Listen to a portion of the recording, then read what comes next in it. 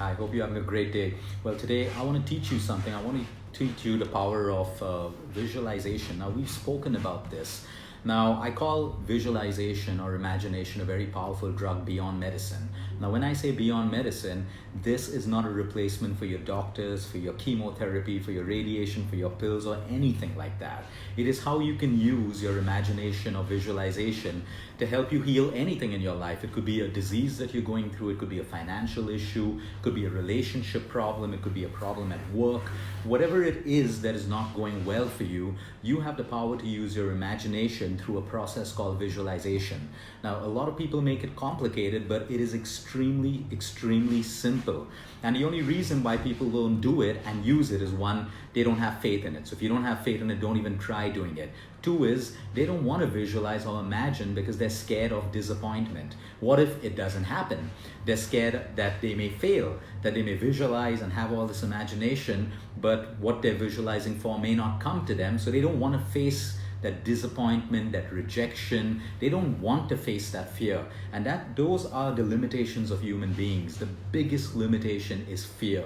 The fear to dream big, the fear to think, the fear to do, the fear to stand up for the right things in life, the fear to make decisions, which are basically right, which come from our gut, which come from intuition. We're too scared to do that, so we follow the book, we follow rigid statistics and protocols, which is not a bad thing to do. But then there is a gut instinct, there is logic, there is wisdom, there are mysteries that no human being has been unable to basically understand yet. So what we're going to understand today is the first thing before you visualize is you need to understand something about your brain. Your brain does not know the difference between something bad that has happened to you or is happening with you. It doesn't know the difference between that and your imagination. It does not know the difference between something bad that has happened or happening and imagination. So what does this leave us with? This leaves us with our imagination. Now, we can imagine things for the worst, and that is exactly what is going to happen. When you imagine things for the worst, it doesn't solve any problem at all. In fact, it brings more anxiety, more stress, and more problems in us. Now, if we take that imagination and we use it to imagine the best, to imagine things changing for us. Now, all of that, because you may think that, oh, I have a disease in my body right now. Yes, you have a disease in your body. I have a relationship problem. Yes, you have a problem in your relationship. My finances are not good. Yes, your brain already knows that, but your imagination knows nothing about that. So how do you use your imagination to make these things better? And that's exactly what visualization is. So right now, in about 2 to 3 minutes, you're going to understand how you can do it. Once you put a little faith in it, in the power of your imagination, it's simple. When you imagine there to be more traffic that day, there's more traffic. You imagine yourself to be late to a meeting, you're late to a meeting. You imagine yourself to have a bad day, you have a bad day. All of these things. No one has the explanation as why, but we manifest these things into our life.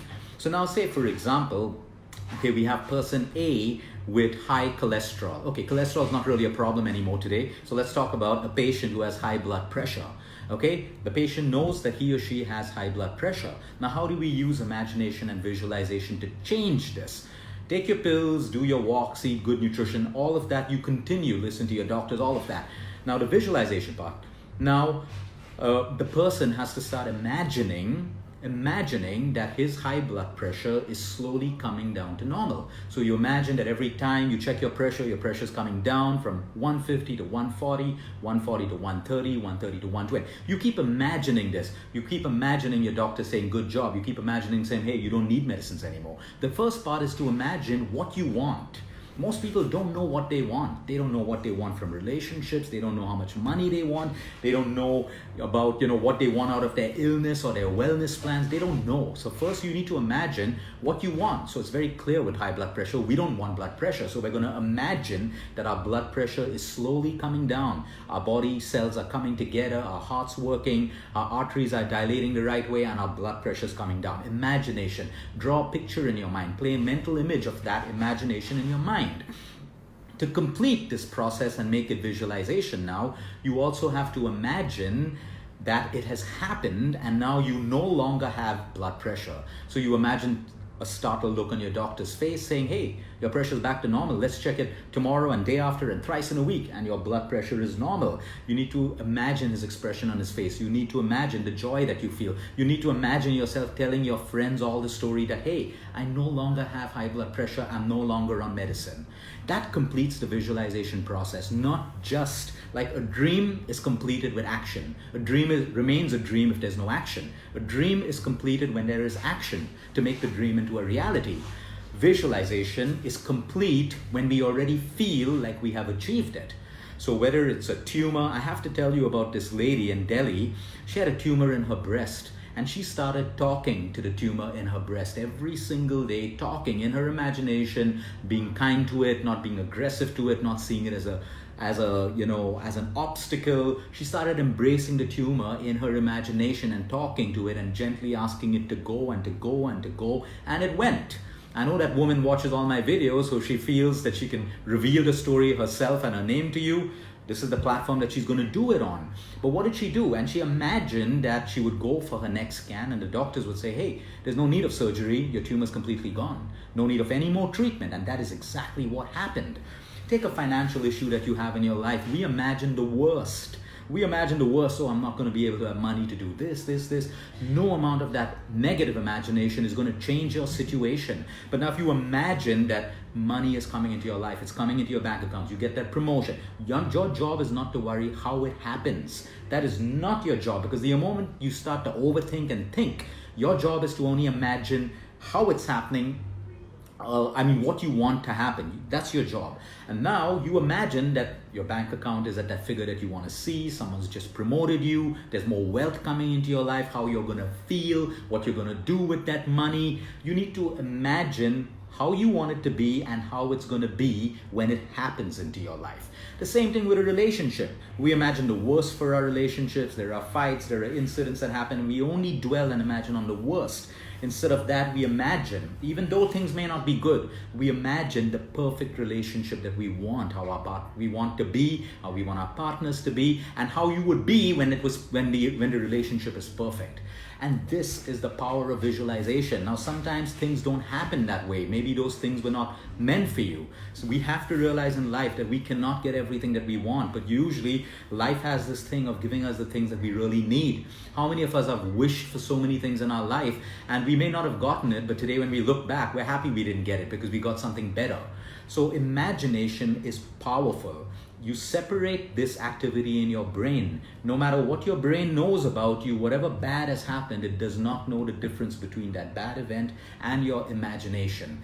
Now this is up to you to use. It is free. It is inexpensive. We're not claiming that this is going to take away your cancer and your diabetes, but believe me, in some cases there are a lot of people who have done it that way. But I'm not here to give you those false hopes. I'm here to say, beyond your treatment, whatever you're taking, continue with that. But this doesn't take you more than 5 minutes in a day to visualize or imagine how you want your life to be, your disease. Whether it's a cancer, you visualize, you imagine that your body is fighting and killing the cancer. You imagine that. You have nothing to lose by doing that. You have nothing to lose by imagining your relationship getting better, your jobs getting better, your life getting better. You have nothing to lose. You build that picture in your mind, and then you imagine like it has already happened. You feel the emotion of having a disease-free body. You feel the emotion of having more wealth come into your life. You feel the emotion of your relationships getting better and better.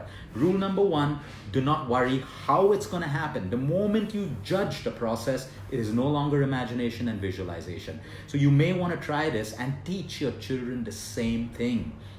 Between the ages of 2 and 7, the child's mind is like a sponge. What you teach them will stay a lifetime. They may not do it right now because they don't have the patience to sit and visualize, but it'll stay in their subconscious mind and they will do it at some point in their life. Get them to start imagining for the best, for everything, not the worst, not this is going to happen, that's going to happen. Imagine. Imagination is there for everyone. Now, how you use it is completely up to you, completely up to you. So make some time. It takes you 5 minutes in a day to take one aspect in your life that you want to improve, and start with the imagination process.